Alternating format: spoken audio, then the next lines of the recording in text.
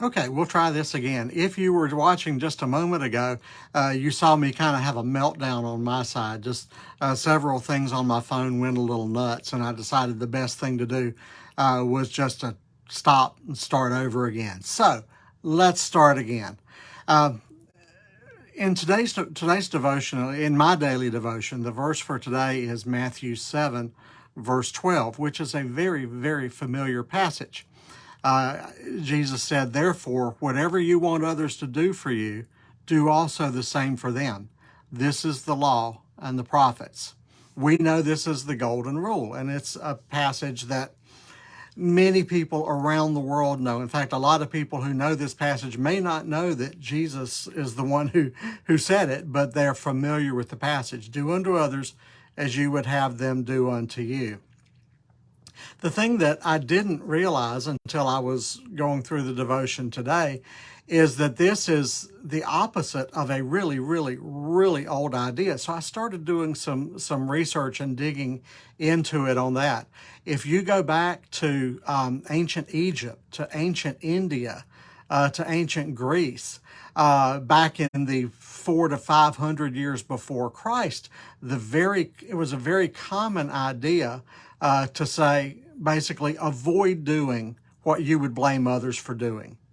What you don't want to happen to you, don't do it yourself either. Basically, that idea was very common, and that was a rule that people were taught to go by. Don't do things to other people, the things that would anger you if they do those to you. And so that's kind of the negative way of looking at it. If you don't want somebody to do something to you, don't do something to them.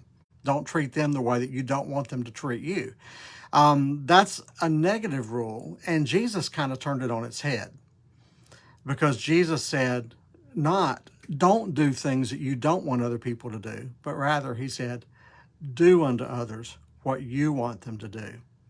Do you catch the significance of that? There's a huge difference. The old teachings were basically saying, don't do evil. Don't do what you understand as evil to other people. And Jesus was saying, no, that's not enough. It's not enough to refrain from doing evil. It's not enough to abstain from doing evil. Instead, you need to do good. Now, I'm not saying you should go out and do evil. No, that's not the case at all. We should refrain from doing evil, but don't stop there. Instead, do good. So as you deal with other people, it's, you're having a discussion with somebody that turns heated, and after it's over, you walk away and you say, well, at least I didn't cuss them out. And you pat yourself on the back that at least you weren't hateful to them. That's not enough. The question is, did I bless them? Did I pray for them? Did I show God's love to this person that I was just having a pretty heated disagreement with? See, that's a lot harder. Jesus didn't make things easy on his followers, and he still doesn't. His standards are really, really high. Fortunately, his grace is every bit as high. But that's something for us to think about today as we're looking at our relationships with other people, as we're looking at how we're going to live our lives. The question is not just, how do I keep from doing evil to this person? It's more, how do I do good? How do I keep from hating? That's the bigger question for today.